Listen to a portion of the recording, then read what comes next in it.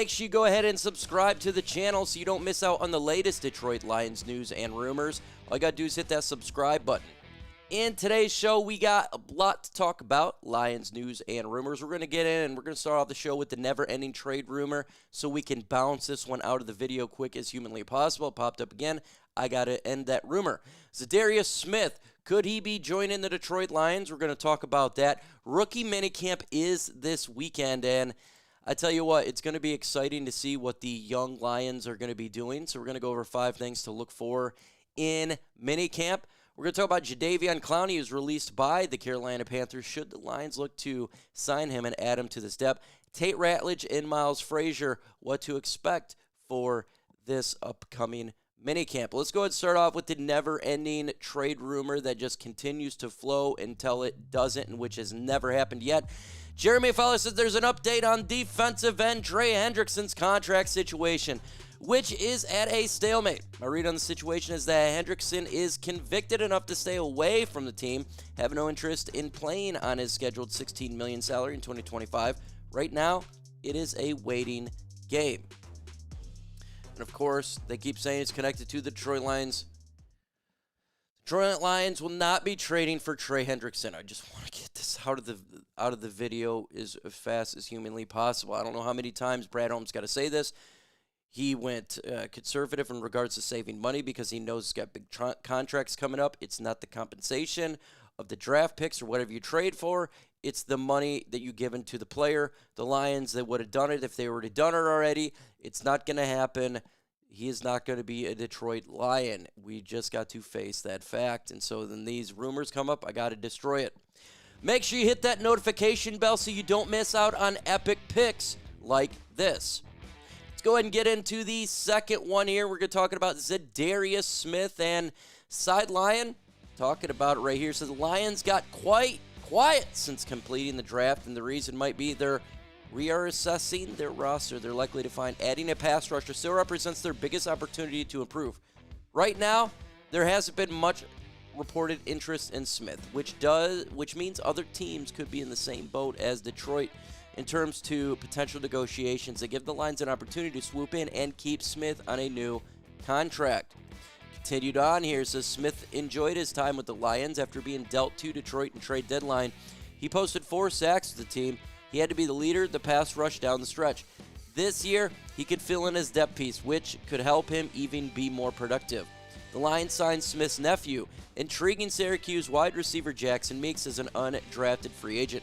Perhaps the allure of playing alongside Meeks will prove strong. Regardless, the longer Smith stays unsigned, the more likely it feels the Lions could strike a deal for his return. And I hope that's the case because I want Za'Darius Smith on the team. I feel the Lions are about one player away, a Za'Darius Smith away, from really fielding one of the best rosters in all of football and to give me more confidence in the 2025/6 season this year. I feel confident in the Lions' quarterback position, offensive line, wide receivers, tight end, running backs, safeties, special teams, cornerbacks, linebackers, interior defensive line. Just pass rush edge is the one position I have a little bit of worrisome. And he can fix this worry by signing with the Detroit Lions. One thing good about Za'Darius Smith is he can stay on the field and he can endure the punishment of an NFL season. And I understand he's older, longer in the tooth, but we're talking about rotation. Him, Davenport, Pascal, Hassanein would be much better, and same with Hutch, than without, in my opinion. So we got rookie minicamp this weekend, and we got things that we can look out for, folks. Why is that? Because just because you don't have all the veterans in there, it doesn't mean we can't look at these young players whom we drafted. So here are 5 things the Lions should be watching out for here in this little minicamp. How about the undrafted free agent players? These guys, we get to see what they do. We just talked a little bit about Jackson Meeks, right? $200,000 contract they signed as an undrafted. But there's a lot of undrafted players that the Lions can look to see. Is there going to be players that step up more than we expect, right? Sometimes there's always a player that comes out there and gets the job done. So we could be looking for that in the up and coming minicamp.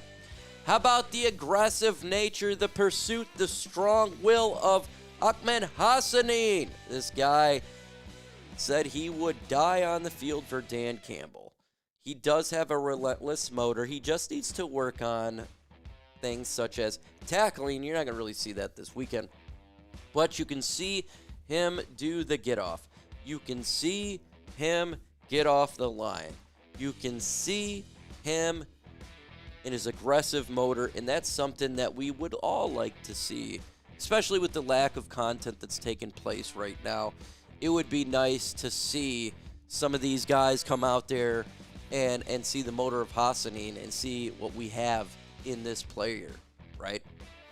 Place hashtag FCB in the comments. Why is that? Because my Lion picture is taking a dump on them right now. Let's continue on looking for in minicamp. We're going to go at number 3 is Isaac TeSlaa.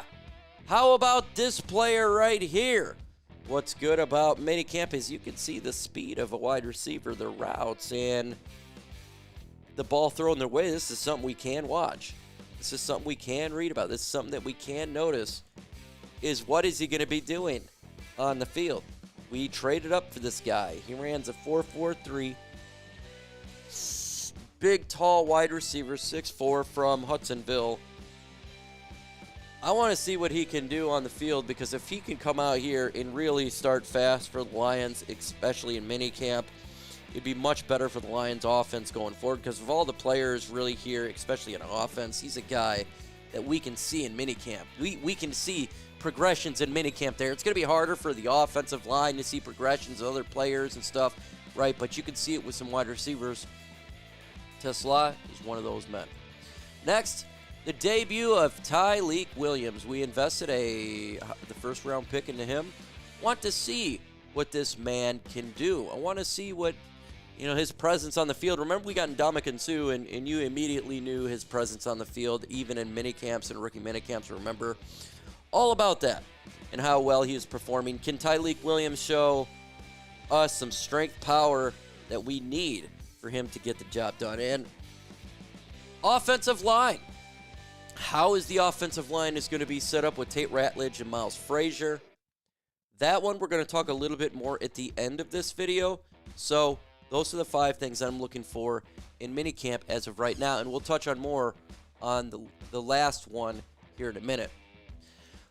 Let's go ahead, though, and talk about a player whom the Detroit Lions could sign. Why is that? Because he was released by the Carolina Panthers. That's the Jadeveon Clowney. A lot of people are saying Lions go ahead and sign the pass rusher, who was the first overall pick from the Houston Texans years ago, 6'5", 266. He is still a big player. Now, he does deal with injuries. He's not the most athletic player anymore, right? We're talking 32-year-old pass rusher here, but he still had 5.5 sacks last year, 24 solo tackles.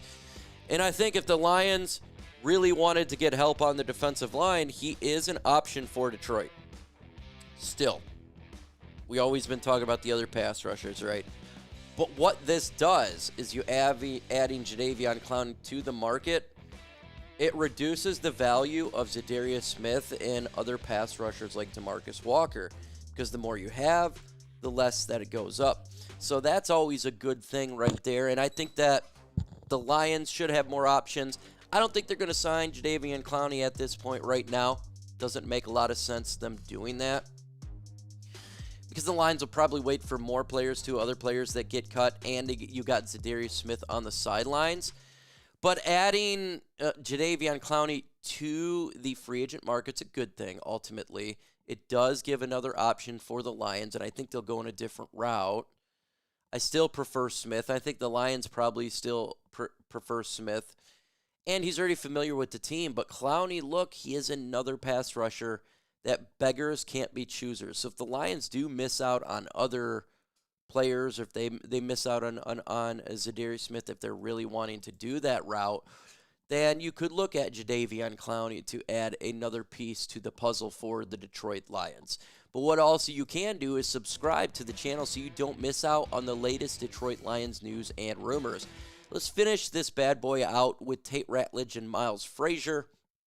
talking about these studs here because there's going to be a lot of cross training going on. And Brad Holmes spoke about this. Says Hank, he'll cross train those guys. Lions general manager Brad Holmes said after the draft. So if they're only best at guard, they're going to be put the ball between their legs and see if they get the snap. But again, Hank's not going to put somebody in a tough situation either. So if he's going to be able to assess if they're right makeup mentality and communication skills, that's a big part of it. It's not just about being able to snap. I mean, you have to elite communication skills, not just as a starter, even as a backup. Talk about the, coming in there and being a center, potentially cross-training. So what the Lions could do, and this is my really number 5, looking for the minicamp, is we get to see where these guys are going to be lined up in the offensive line, both Miles Frazier and Tate Ratledge. And this is really going to be interesting, is where they're getting trained at, practice at, what position groups on the guard, left, right guard, and center, because this has big ramifications for the Lions this year.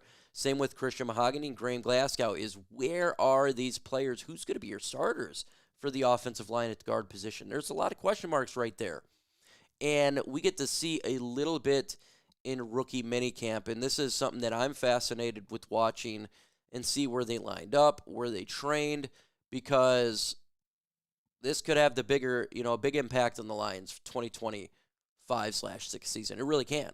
This is one of the bigger things out there for the Detroit Lions, is how this offensive line is going to be put out there. So I'm really excited to see how it's going to look out. I'm excited to see minicamp. I'll definitely be talking about it, be posting videos about minicamp tomorrow. I'll do day 1 of it, and we'll go over what occurred. So get ready for a video on Saturday, a real video that I actually make during Saturdays. So with that said, folks, adios.